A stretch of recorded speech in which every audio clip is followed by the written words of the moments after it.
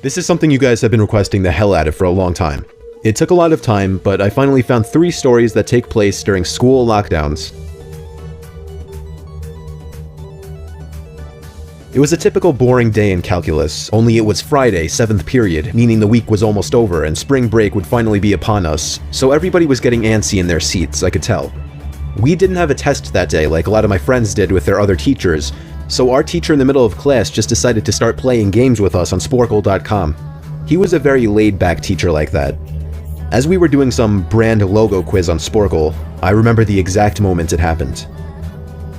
Right after my friend answered a question, I remember the exact answer too, Adidas. The dean's voice came through the loudspeaker. He sounded panicked and frantic as he told all the teachers this was not a drill and to go into lockdown. I actually got the chills, and I got goosebumps on my arms as our usually laid-back teacher too seemed panicked as he ran to turn off the lights and ushered us to the back corner of the room. We all sat in silence for about 2 minutes, and then the usual buzzing that came from a panel in the back of the room ceased, indicating that the school must have cut all the power. We all looked at each other, realizing this must be serious.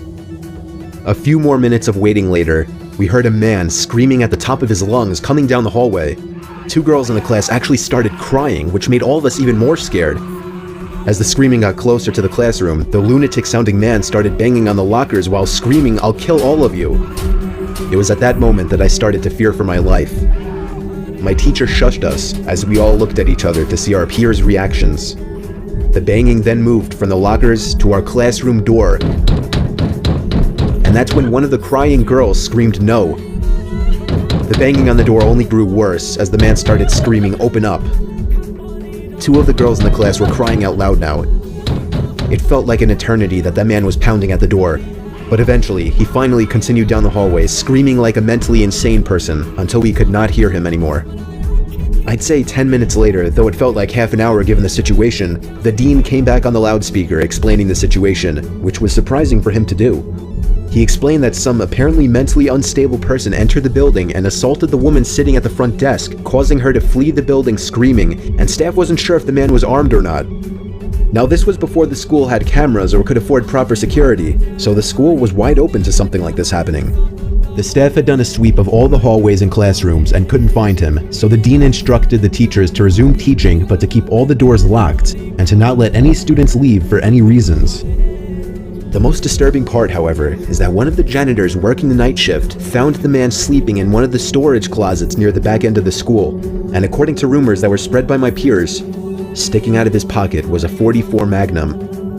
The janitor must have done something stupid to wake him up, for example, leaving the closet door open, because by the time a police officer could arrive on the scene, the man was gone. My entire class, as far as I know, to this day, has no idea if this man was ever found, but I like to think that right now, he's being given the proper help that he needs.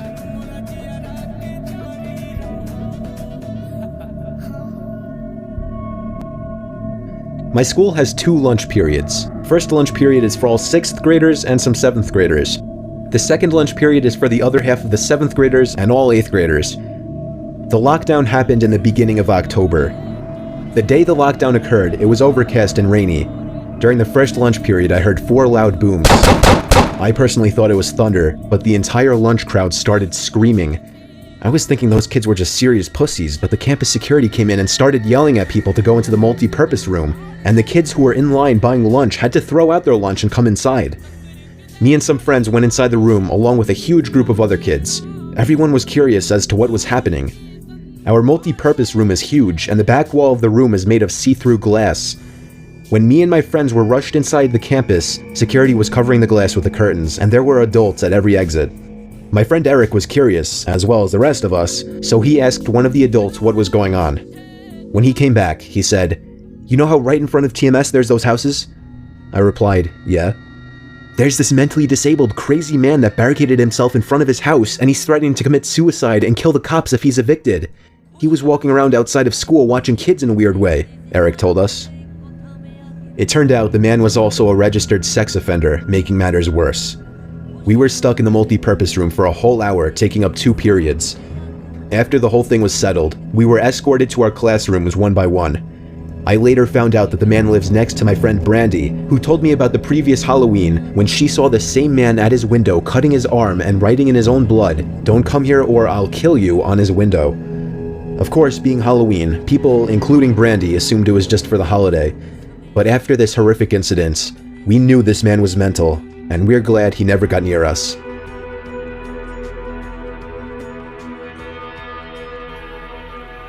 I'm 22 years old, fresh out of college, and I recently got a job at my old high school as a sort of computer intern in the school basement. The basement of the school is very messy and disorganized, but there is a small 3-person office that's actually very nice down there. It has 3 nice big desks, 2 mini fridges, a flat-screen TV mounted on the wall, and oh so satisfying air conditioning, a luxury the students and teachers cannot enjoy in the school. And of course all the school servers and other computery stuff. I got the job because 3 of my old computer teachers flat out adored me. I could actually consider them as real friends, not just teacher figures, so they all helped tremendously in landing me this job. It's been great, until something that happened a few weeks ago. My 2 coworkers that shared the office with me, Dave and Gary, weren't in the office at the time. They were upstairs working on papers or whatever. I was eating my sandwich during my lunch break when I got a phone call from one of the women in the front office telling me the school was on lockdown and that somebody, possibly armed, had entered the school. There wasn't much that I could do other than turn off the lights because, surprisingly, as nice as this little office was, it didn't have an actual door to it, just a big opening, and the door to the whole basement didn't even have a working lock. For my own safety, I did turn off all the lights in the office and my computer screen. I kept my phone on the desk, texting both Gary and Dave, but they wouldn't respond. I sat down there in the dark playing games on my phone for like 20 minutes, waiting for the call from up front to tell me to resume working. I had no idea what was happening. I couldn't hear what was going on upstairs from down here, but I was not allowed to make any calls until I was informed that the lockdown was over. Then the noisy basement door opened. As the creaking echoed across the basement and into my office, I sat up from my seat, wondering if I should call out Gary or Dave. I was eager to get some info from them. Someone then came running down the stairs and their footsteps were approaching my office. I pushed away my chair and crawled under my desk. Somebody entered the office but did not turn on the lights. There was just silence. I can't even describe the fear I was experiencing. I felt like if I made one sudden noise, I'd be a dead man. Suddenly, my phone dinged as I got a text message. I felt my entire world shrivel up and die at that one moment as I clenched my teeth in fear. Footsteps suddenly moved closer to me until I finally dove out from under the desk in capitulation, begging whoever it was not to kill me. And just then, someone grabbed my arm and pulled me up. It was some guy in a red plaid button-up, jeans, and a reddish-black cap. He told me, "It's okay, I'm just down here hiding with you." "What's going on up there?" I whispered to him. He kind of ignored my question and asked me if there's an exit down here. I told him, "Yeah, around that way." Before he could do anything else, I asked him, "Who are you?"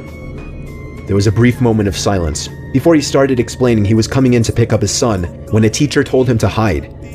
After his explanation, I checked my phone and saw the text I received was from Dave. It said, "Dude, this is fucking crazy. Some guy with a gun shot Mr. Buckley. He's wearing a red shirt and a hat. Whatever you do, don't come upstairs." I was about to reread that text out loud to the man, until I realized. I looked up, and felt my stomach sink. The man seemed to catch on to my suspicious stare. Panicking, all I could think to do was to run for the upstairs. A gunshot echoed through the basement, and I could hear the bullet ricochet off something metal in the darkness. But thank God the bullet missed me, and I made it upstairs. Fortunately, police were waiting at all exits, including the basement exit, and caught the man the second he opened the door. More good news, our teacher Mr. Buckley survived the gunshot. It was later determined that the man and Mr. Buckley had some beef for whatever reason, but that was never revealed. All we know is that Mr. Buckley couldn't have done anything that would have warranted this kind of reaction. And I know that the sound of that gunshot will forever echo in my mind.